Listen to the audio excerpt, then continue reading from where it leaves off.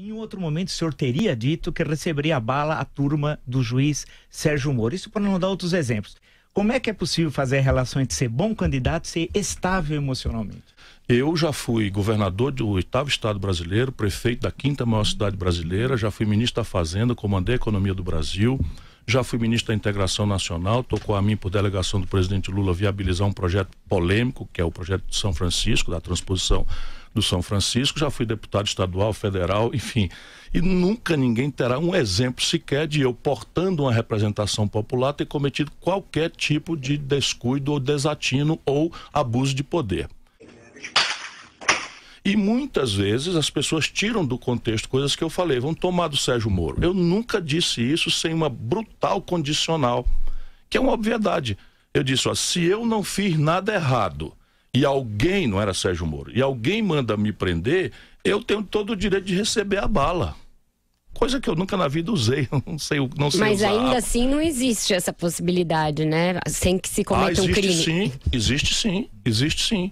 Eu sou professor de direito, está lá escrito, né? A legítima defesa é não comete crime aquele que repele injusta agressão, atual ou iminente, contra si ou terceiros. Mas desde que seja proporcional. Embora utilizando moderadamente dos meios necessários. Sequestrar o Lula foi uma besteira? Nunca falei isso. Não falou? Nesse contexto, não. O que eu disse é o seguinte, veja como as coisas são inversas. Eu disse, o PT está cometendo um grave equívoco. Porque das duas, uma, ou o PT considera que o judiciário brasileiro está numa conspiração orgânica, e nesse caso o caminho não é recorrer ao judiciário, é tirar o Lula para uma embaixada. Ainda ficando nessa questão aí do tempero ou não tempero, ou destempero emocional, o site J hoje publica um levantamento que fala de ações que o senhor, às quais o senhor responde por danos morais, injúria, calúnia e difamação. O Jair Bolsonaro, o presidente Michel Temer estão entre esses que o processam. Também está o Eduardo Cunha, também está o Eunice Oliveira. Eu queria saber, isso não mostra um pouco, em números de processos, esse seu temperamento muito forte? Depende, a Folha de São Paulo fez essa reflexão outro dia. E eu, porque gosto de fazer essas coisas, fiz um levantamento de quantos processos a Folha de São Paulo responde por dano moral. As mesmas coisas que eu respondo. E a Folha de São Paulo, em todos eles, alega liberdade de imprensa, alega liberdade de crítica, alega um dever social de denunciar as mazelas. E aí, veja bem, se eu fosse... Eu tenho 38 anos de vida pública, nunca respondi por nenhum mal feito. Nem por corrupção, nem para ser absolvido. Nenhum escândalo, nada na vida. Teve uma improbidade que foi arquivada, Nunca nenhum, né? na vida. Nunca nenhum na vida. Um procurador tentou e já foi arquivado. E a questão aqui de improbidade não era malversação de dinheiro. É que eu teria contratado uma cooperativa de socorristas para implantar o SAMU em convênio com a Prefeitura de Juazeiro do Norte. E eu fiz isso mesmo. E isso é absolutamente legal e não tem nada de improbo nessa tarefa. Salvei centenas de vidas. Agora repare bem, eu denunciei o Michel Temer antes das mazelas que ele causou ao país, porque eu sei que o Michel Temer é corrupto. Exemplo, dê um exemplo. Exemplo, eu tenho as cópias de um processo, o Michel Temer foi denunciado num processo de reconhecimento de união estável por uma senhora. A senhora mantinha uma união estável fora do casamento com o operador do Porto de Santos. E ela simples e puramente declara para o juiz, não é, que queria não só o reconhecimento da união estável, mas a parcela da grana, não é, que o marido adquiriu com propinas no Porto de Santos e que eram repartidas na seguinte proporção: X% para o Michel Temer, X% para o coronel fulano de tal, que eu não lembro o nome agora, mas é o operador do Michel Temer, que paga a construção, a recuperação da casa da filha do Michel Temer, etc. Todo mundo sabe, os 5 repórteres que estão aqui, distintos que são, todos aqui sabem. Isso é uma matéria conhecida. E o que deve fazer um político diante disso? Se calar, participar do grande pacto de Omertá, que é a lei do silêncio da máfia? Eu não pertenço à máfia brasileira.